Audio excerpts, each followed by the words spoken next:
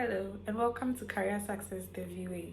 My name is Nana Boatimamwa and today I'm going to discuss with you some basic workplace skills that we sometimes overlook. And these skills are in terms of communication.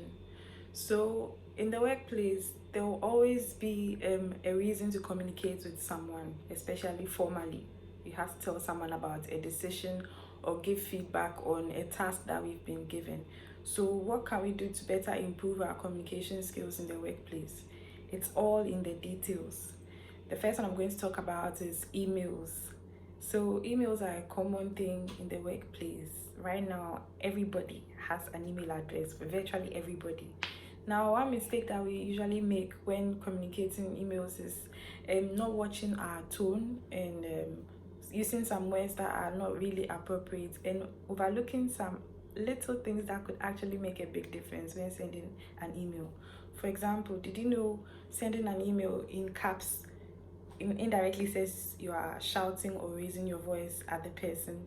Initially, I didn't know that a long time ago, but when I did, I've certainly not used capital letters continuously in an email again. It doesn't speak well of the person sending the mail. Secondly, did you know that it's more formal to use dear than maybe sir or madam instead of hello, first name? Yes, it's more appropriate because you never know where the email is going to land, first of all, and you never know how the person reading it is going to take it. So it's better to say dear sir or madam instead of hello, first name basis. Well, someone may argue, what if I'm extra familiar with the person or I'm used to the person in the workplace? That is a relationship based factor and you should consider that, but the most ideal thing is to say dear sir or madam. Like I said earlier, these are little things that we overlook but could actually go a long way to help us. Now the next one I'll talk about is posture. In that case, I'm going to check if my posture is right. Yes, so one thing I learned in a practical way is that your posture says a lot about you. Now imagine you're in a team meeting, maybe Monday morning, like 7:30 a.m. You are very sleepy, you are really tired, okay, but you have a team meeting you cannot avoid. Imagine you got to the team meeting venue, everybody, the meeting has started, and then you sit in your chair and you slouch or you slump and then like put your head on your hand. It says a lot about you. It communicates things like, I'm not ready for this, I wish I hadn't come for this meeting, I'm just not in the mood to work. You may not intend to communicate that, but that is how it may come across.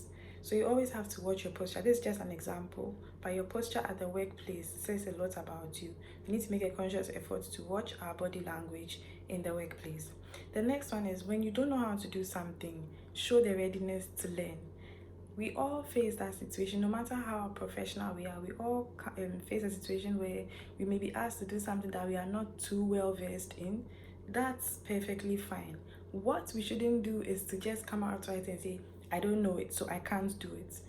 Alternatively, you can be honest and say you don't know how to do it, but you are willing to try, or you can learn it. I've heard stories of people who, for example, they've been told to draft something in Microsoft Word or maybe make a PowerPoint. They may not have been the best at it, but they still accepted the task. And then, like I said in last week's episode, we are in an era of internet. Nothing stops us from quickly checking the internet to see how to do this, how to do that, and quickly do it and present it. Even if we make mistakes, we at least tried. So that attitude really counts. If you don't know how to do something, don't use it as an excuse. Rather, show a readiness to learn, and that speaks a lot about you. The last thing I'll talk about is phone habits. Almost everyone is always on their phone, and I'm a culprit myself. I learned this the hard way. Initially, there was one job experience I had. Sometimes you'll be there and you won't really have anything to do at the moment. That is not an excuse to pick your phone, because it says a lot about you. It tells the person you are idle, you don't have anything to do, and you are not interested in finding something new to do.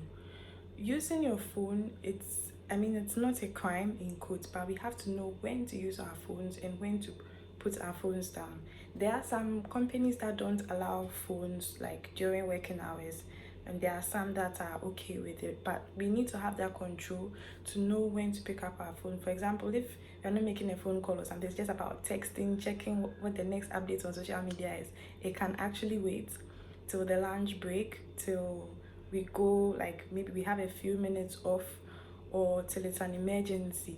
We just need to know when to put our phones down, because you never know who is watching, you never know who is learning from you, and always being on your phone says a lot about you. Even if you don't intend to communicate that, it could tell the person you're idle and you're not interested in finding anything else to do. Why not look on your PC or your laptop instead and do some research, or read on the next big trend that could even make you more relevant to your company? Okay, so that ends today's episode. We've talked about 4 basic workplace communication skills, and next week we'll talk about something else. Do you have any comments? Do you have any experiences? Feel free to share. Till next week, bye.